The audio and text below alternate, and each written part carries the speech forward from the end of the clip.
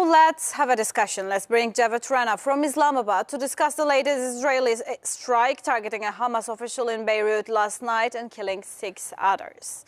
First of all, thank you so much, Mr. Rana, for joining us here on A News. We know that there was a declaration, as I mentioned before, that the Hamas official has been killed and also 6 others were killed. So how did it come to you? How did you find this situation?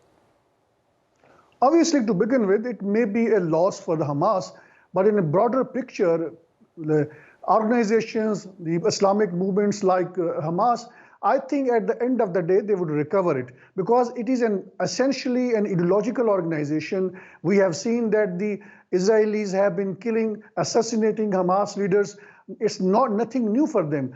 And another leader would replace them. But in a broader picture, I think it means that Israel under Netanyahu, they want to expand the war, perhaps in a manner, at least they want to change the shape of the war. Because in Gaza, now by and large, they have almost annihilated, at least destroyed the 70% of Gaza.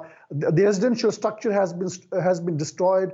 More than 22,000 people have been killed, and 7,000 to 8,000 are still under the rubble. And if you look at the people who have been maimed, who are disabled, the injured, I think by and large so far Israel has managed to at least eliminate, or at least I would say very harshly affect at least the 2% population of Gaza. Now the remaining number of the people who are still in Gaza, and WHO's assessment of fear is, and many other medics, they fear that the possibility is there that because of the epidemics, because of the spread of the different diseases, they may die within a matter of a year. These are the cold weather conditions. Now, the apartheid state is withdrawing from the Gaza. As a matter of fact, let me call it in a military terms, it is a drawdown from the Gaza. The reason being is more and more Israeli soldiers were killed there, and I believe they are the cover. They don't want to take on Hamas on the streets, and that is why now their focus would be more on the airstrikes. And there was a lot of resentment from within the extremist political groups, which is ruling now Israel, that they should focus more on the airstrikes, no matter how many people are killed, no matter how many children are killed, no matter how many elderly population is killed, women are killed. That's not their problem. So they would focus more on airstrikes. Now, at the same time, Netanyahu knows that if he creates conditions where there is some semblance of reduction in violence in Gaza, that would be a political threat to him, because the day this war comes to an end, that means that would be the seizure of his political fate. That is why now he has expanded war to Lebanon. And it means more escalation.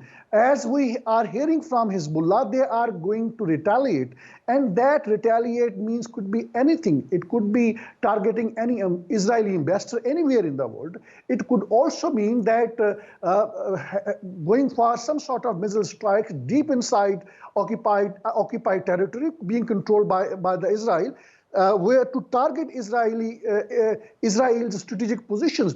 So these are possibilities, which means more and more violence. And another dimension of this escalation is in the Red Sea. We have seen that most of the European countries, and also in the Middle East, except for the Bahrain, they have refused to be part of any US alliance to target Houthis, because everybody knows it is Israel's war. Though they might have some kind of legal obligations under an arrangement where there should not be disruption of the business interest. But now, since there's a genocide happening in Gaza, that is why we have seen that most of the countries are not supporting US agenda to save Israel.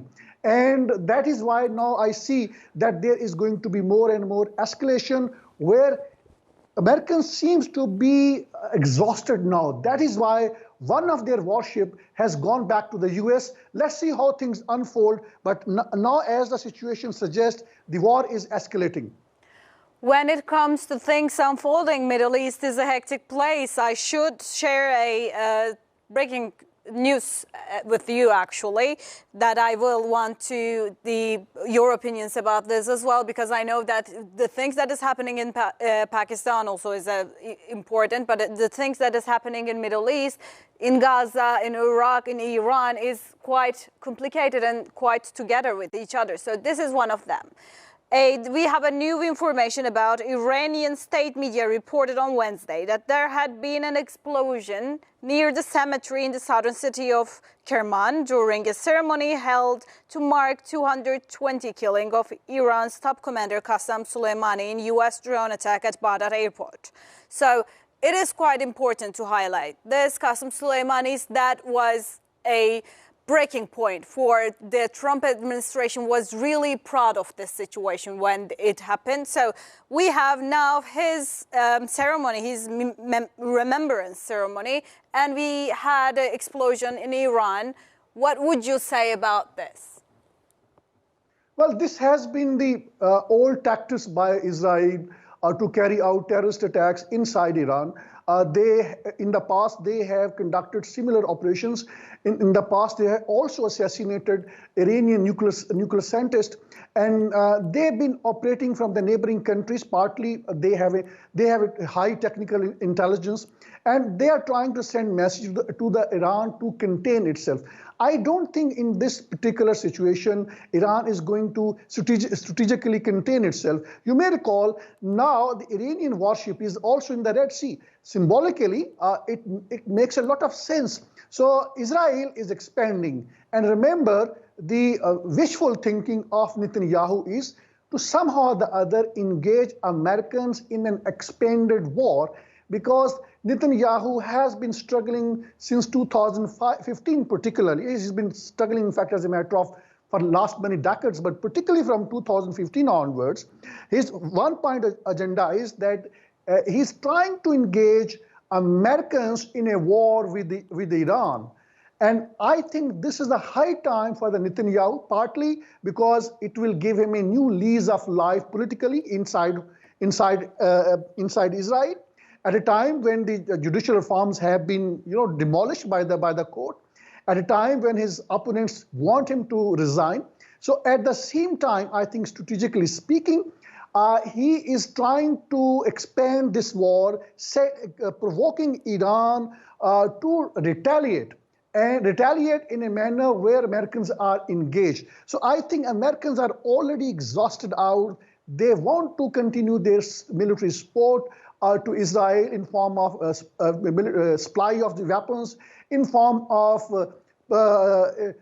shielding its strategic interests in the Red Sea. But I think going for a war with Iran is something at this particular point of time the Americans would not like to get into. Something Netanyahu has been trying to do. So these kind of explosions have been happening in Iran. Israel and Americans have been engaged in fanning terrorism in Iran, in carrying out terrorist attacks, in trying to destabilize Iranian government, which is being perceived by many in the Middle East that it is protecting what is perceived to be Muslim causes in the Middle East, because obviously at a time when people are not speaking for Palestinian in a genuine manner, Iran has been helping them out in a very meaningful manner through Houthis in Yemen, through Hezbollah in Lebanon, and through its proxies in Iraq and Syria. Iran has been giving Americans, and more particularly the apartheid state Israel, very, very tough time. So I think that is why we have seen this combination of many factors that Israel is trying to basically distract the world focus from the genocide of Gaza to the outer side of this war in Lebanon. And also now, as you pointed out, reported as a breaking news about explosion in Iran, that these are all indicators, a desperate effort by Netanyahu. I would call him a fanatic man because he's pursuing essentially his religious agenda. He has been saying time and again And more importantly, the last statement that he made, he was justifying killing the children, giving a biblical references, and at the same time projecting himself to the world that he's a secular, he's a Democrat. So he's trying to make fool everybody. So as a matter of fact, he's pursuing a greater Israel agenda. Israel doesn't want people inside Gaza. They have destroyed Gaza. They have managed to make it unlivable, and they want to expel it. Now the problem is Egypt is not opening up its borders. In the West Bank, Jordan is not opening up its borders. They know this population would be sent there because Israel want all these territories, and after that, they are keeping an eye on a wider Middle East. So in a broader picture, I would say as long as Netanyahu-like leaders are in place, I don't foresee any peace in the Middle East. Well, actually, your words are quite important because the timing of this explosion, the timing of this is quite interesting. We know that Netanyahu had a thing going on with Iran, and Iran and Israel was a little hectic, but Netanyahu was a little intense about Iran more than the others. So this happening, and as you mentioned, the US is helping out to the Israeli part, and there's a humanitarian crisis unfolding there. And when this happens, the possible need of distracting others from what is happening in Palestine suddenly happens to be some explosion in Iran. Of course, this is a speculation, and we do not know what is going to happen. As of now, we wait for Iranian states' declarations. They said that they are going to talk about it in upcoming days and hours. So we will probably be talking about this issue as well. But you're highlighting the situation being related to what is happening in Palestine is quite remarkable, I should say that. So let's continue with what is happening in the Hamas side, because Hamas chief said the attack breached in also Lebanon's sovereignty. So we are always talking about what is happening in Middle East is not only affecting Palestine or Israel, it is affecting the whole region. So Hamas is saying that what happened is actually about the Lebanon's sovereignty as well. What would you say? Well, the breach of sovereignty is something. It is a hobby of Israel. Time and again, all the neighboring countries, their sovereignty have been breached repeatedly.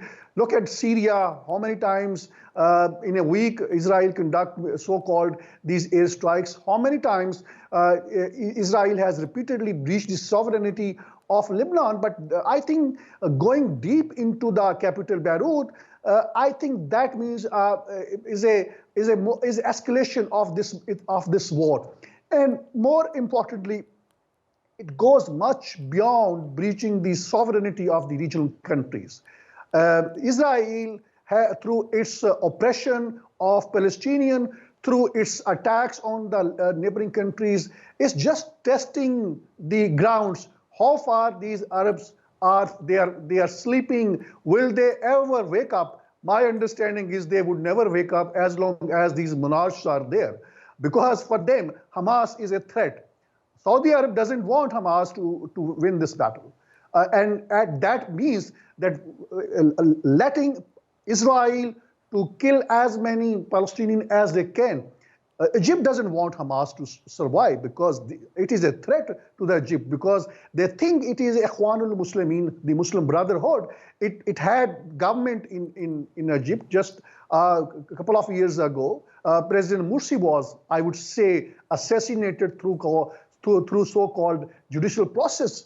So Hamas is a threat. Revival of Islamic movement is a threat for all these Arab laws. So that is why they are sleeping, and it is quite easy, and Israel feel very comfortable to breach the sovereignty of all these neighboring countries. They have least concern other than condemning Israel, and Israel knows that it is these Arab rulers are condemning it under compulsive conditions. Behind the scene, Israel enjoys good terms with Saudi Arabia, with Egypt. You may recall just 2 weeks before military operation by Hamas, Israeli foreign minister, the then foreign minister, said that we are very close to normalize ties with the Saudi Arabia, and once it happened, 7 other countries would follow the suit. And among those countries, my understanding is Pakistan, the country from where I'm speaking now, also included. So Hamas basically has destroyed their entire plan. And you may recall the interview of Israeli Prime Minister Netanyahu just a couple of days ago before this Hamas military operation, where he said, who is Hamas? Who are the Palestinians to determine with which country we will normalize diplomatic ties? We would not give a veto powers to the Palestinians. And we know what we have seen, that Israel has faced the worst ever military defeat in its 75 years long history. The reason being is its arrogance. Netanyahu has been saying that it is the military power of Israel which is determining its relation with the Arab countries. And because of that, because of its technological advancement, everybody is attracted to it. But I think the Hamas military operation has proven one thing. Number one, it's a complete intelligence failure. It is also a failure of so-called its advanced technology, because Hamas smashed it. Hamas frozen its internet system. It deeply penetrated inside the southern occupied territory of Palestine, which is southern Israel. So now Israel since had marketed itself to the world as a military power, invincible military power in the Middle East. That myth has been smashed. Its intelligence myth has been smashed. So it is a struggle of its survival. For Hamas to win, it needs only one thing. It's just to survive. Let me repeat it. It is a very important. What Pentagon has said, that Israel faces a strategic defeat. It means if Israel does not manage to eliminate Hamas as a political, as a military force, it is a threat for the Israel. And I think Israel stands defeated already militarily. Now it has been exacting revenge from the common population by conducting this repeated genocide. In the military terms, it has lost its worth. And so far as the global public narrative is concerned, we all know Israel has comprehensively lost it. In the long run, it means there's going to be more so-called anti-Semitic attacks on the Jews. And by the way, there is already 400% surge in so-called anti-Semitic attacks in the West against the Jews. Credit goes to the Netanyahu's genocide in Palestine. It has woken up the conscience of the world how terrible Israel is.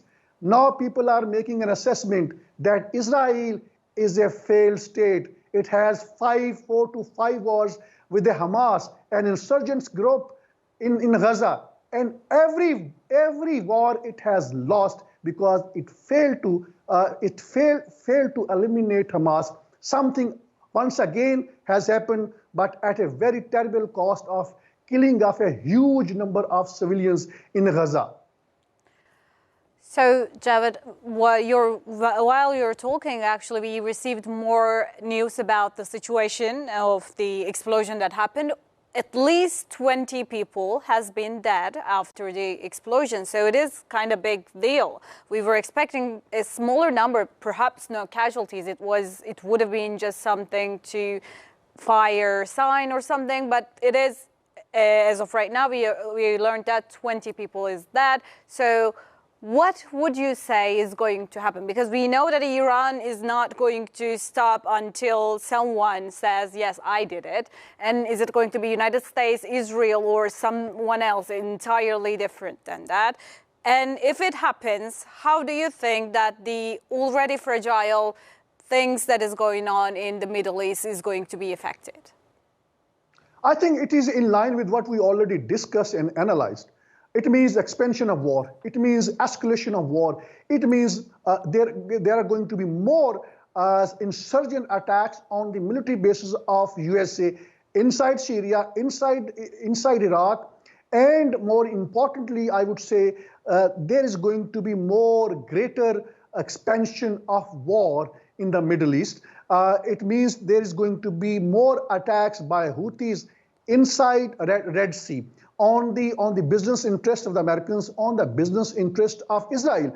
You may recall that there is going to be at least 12% world trade which is passing through the Red Sea. So it is, in economic and business terms, it has come down very hard on the Europe and the rest of the world since Houthis has started carrying out attacks. But I think this is certainly an escalation, killing of 20 people. I think it may be more number as we speak. We don't know how many people who are already in a critical condition they are going to die.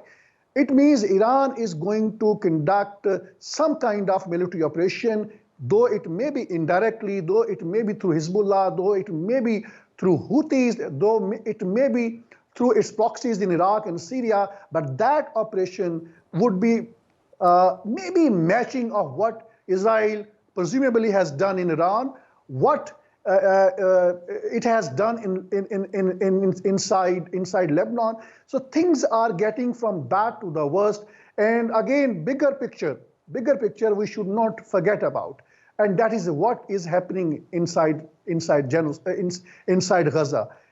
Israel has managed to some extent to deflect public attention from the genocide being conducted, which has already been conducted inside Gaza. There are perhaps at least $4 to $5 billion are required to rebuild Gaza. And then at least 1 year is required to just collect the data, precise data about the scale of the destruction which Israel has conducted. Look, these are the bad weather conditions, the cold weather conditions, how these peoples are surviving. They are in the tents. Israel has conducted its genocide on so-called safe zone. 40% terrorist attack Israel conducted on an area in Gaza which it declared as a safe zone, which means there is a clear intent of genocide, which something the Israeli leaders have time and again expressed that they are going to shut down everything in Gaza, they are going to kill everybody. And they think that every member of the population, they are the members of Hamas. They have killed hundreds of paramedic staff, hundreds of journalists, and other UN agencies staff members. They think they are the sympathizers, and they think they have the legal right, so-called legal right, to target them. But I think in a bigger picture, nobody actually thinks in a positive sense to do something in a manner to cripple Israel. Israel still is a military force. It has a support from the USA. That is why it is conducting its military operations across the region. And it enjoys a kind of immunity from all kind of legal prosecution in any court of the law in the world. And more importantly, since the USA has been vetoing all resolutions being tabled against Israel, therefore it has emboldened the Israel to carry out these terrorist attacks and expanding this war across the region. Well, about this situation, so let's add 2 and 2 together. Now we are talking about the situation that happened in Hamas, with the Hamas, and the situation that happened in Iran also. We have a hectic mess in our hands, and we are trying to determine what is going to happen next. Lastly, I would like to ask you about this. After all of these combined, the latest developments about Hamas chief is dying and 6 other people dying, the Lebanon, and also now the Iran situation. What do you think is going to escalate in the following days and weeks? I think my understanding is Iran is going to retaliate. And that retaliation means that from Iraq, from Syria, and Houthi probably are going to carry out now missiles attacks deep inside Israel. And that could cause more damages. It may cause a significant number of the people being killed inside Israel. And that would, because so far we have not seen a bigger attack inside Israel since after October 7th. So I think now the kind of the situation that we see on the ground, it is leaving very little option for Iran but to retaliate militarily. But at the same time, at a time when Iran's economy is in a bad shape, Iran cannot afford a full-scale war. it would prefer to operate through its insurgents groups, through its proxies inside Yemen, inside Lebanon, inside Syria and Iraq. Those are the options which are with it, and I would not be I would not be surprised if Iran uses its proxies and kills some Israeli ambassadors outside in the West or some in other parts of the world. You may recall just 2 weeks ago, 1.5 weeks ago, there was explosive which was found. There was a small attack near Israel embassy in New Delhi, India.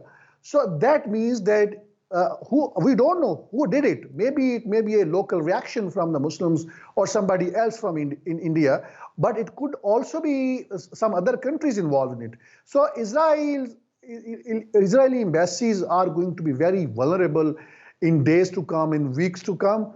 Israel thinks that it enjoys immunity, but I think that immunity is not going to long last. Reason being is that it's a backers in the West, particularly in the Europe, France, Britain, and the Americans. They feel very exhausted. Netanyahu is not listening to anyone. He doesn't want to end this war. He wants to continue with this war hysteria. He's a completely manic person, and as long as he's there in power, I think the peace would not be there.